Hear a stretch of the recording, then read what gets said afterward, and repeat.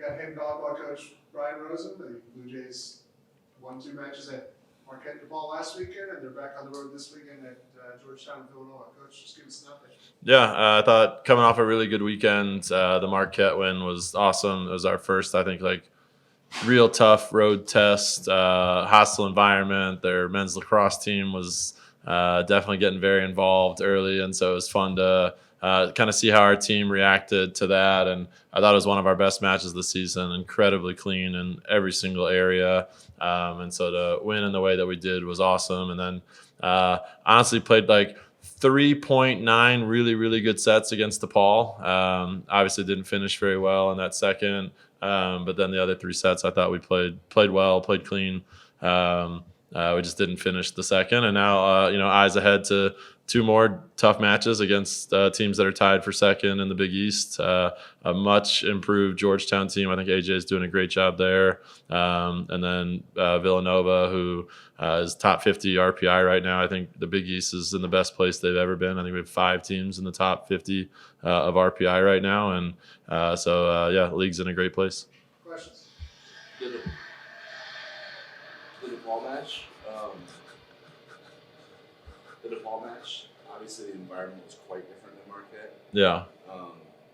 What did you notice about the way your team executed in a situation where that was an arena where you had to maybe solve more of your own internal energy as opposed to feeding off of Marquette? Yeah, they had a decent crowd actually. They got into it in the second set specifically. The first set was just weird. Obviously, Ava went on that humongous run. We ended up winning 25-7 or 8, or I mean, it was such a large disparity that I think almost allowed our team to take their foot off the gas, and so it was a really good learning opportunity that you can't do that. We tried to tell the team beforehand, like, what you do in one set does not mean anything to the second set. Like, we're a rare sport where things just start over. And so I just thought the second set, we had like a 5-point lead pretty much the whole way through. And then a couple mental lapses, a couple things that just didn't bounce our way. And all of a sudden it was a tie game in the 20s and kind of went back and forth. We had some swings, they had some swings, and just weren't able to finish. You've talked in the past about Ava, your belief that she's one of the best outsides in the country. Can you talk about the level of play that you've seen out of her lately? Yeah, and she just continues to get better in all different areas. I thought DePaul really worked to shut her down front row. So I think she might have gotten 9 or 10 kills out of the back row. Obviously, her serve.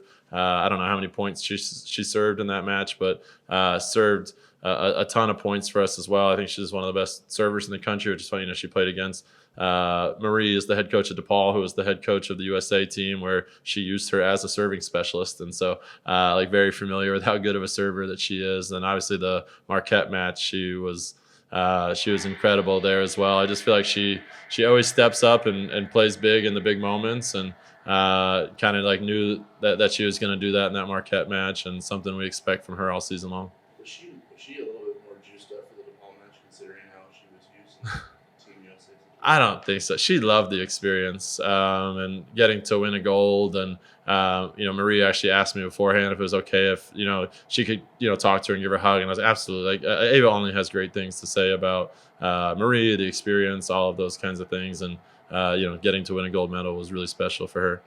Was there a point you knew this offseason? Was there any one particular moment you were like, Ava's ready for the next jump for her senior season? I think I learned that last year. I don't know, maybe 14 months ago when she broke out then, and maybe the year before that when Nora was down with an ab injury, and she was really good then. Nora Sis is one of my favorite people ever. She was practicing with us yesterday. Ava's been right there every year. I know Nora, just being the one who was older, kind of got the spotlight, deservedly so. Ava's been really, really good every year. I mean, there are moments where her stats were the best. And so she's always played great in big matches and big moments. And so I think as a staff and as a team, we fully expected her to do what she's doing now. And, we hope it's another All-American level season for her, which she's already kind of shown this year. Regarding Kiara, long into that DePaul match, she was close to the best hitting performance we've ever seen in Creighton history. I guess what's standing out to you about just how every day seems like the same? Like it's not a roller coaster ride of performances. It seems to be a steady, consistent deal. I think Anna and her connect so well in the middle of the court, and I think Kiara goes into every approach expecting to be set, and I think that's a big difference between years past and now. Like we were so pin heavy in years past, and this year we are more balanced. And Anna loves to set the ball in the middle of the court. Kiara contact's so high that she's almost unblockable. She hits deep into corners, and her one error in the DePaul match was off of a slide set from Nora Wirtz. So we made sure to joke about that at practice yesterday. But I think she was 14 kills on 16 swings at that point, and she's special good. I love that she's finally getting the recognition that I think she deserves, and also a really good blocker. But her and Anna connect so well that it's almost unstoppable when we're in system. Heading into this weekend, you mentioned the quality of play in the conference being up.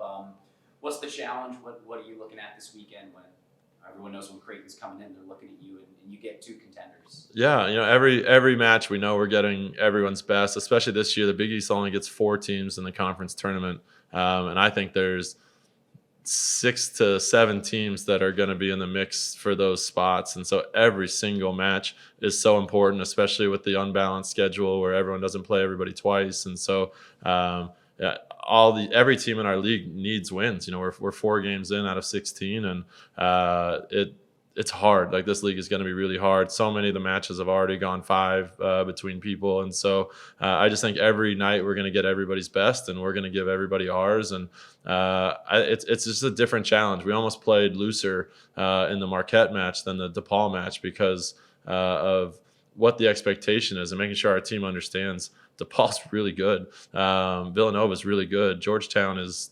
3-1 in our league right now, and playing a lot better. And so just making sure that we're not putting the pressure on ourselves to be perfect. I think we've had some moments this year when we play against the teams that we're quote unquote supposed to beat, where we put this pressure on ourselves that if we lose any point, it's like, oh my gosh, how do we lose that point? Whereas these teams are really good and they're going to score points, and they have athletes on their teams that are really good. And so trying to make sure we give ourselves grace in these moments, that it's not going to be 25-0. There's going to be battles in here, and we have to find ways to win in the 20s. How have you seen that response?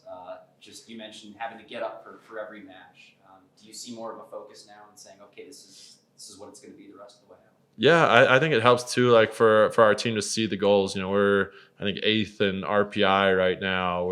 We have a really good shot to host the first couple weekends of the NCAA tournament. I think it's on us. I think if we do what we're supposed to do, and if we continue to win and stay successful, come November when we get to hear selection show, we should hear our name, and hopefully we can hear it right here at Sokol. And so I think our team understanding these are where our goals were at the beginning of the year. They're attainable if we take care of what we need to take care of. Makes things a lot easier as us as coaches and players to need to show up every single day and play really clean. Do you have an update on Destiny? She is returning to some things right now. She was able to pass some yesterday. She's actually in the gym with Adam right now. So she is on a progression right now. That's kind of open-ended, so I would still be very surprised if she played this weekend, but she is slowly progressing. Thank you. Thank you. Thanks, Thank Brian. you. Of course.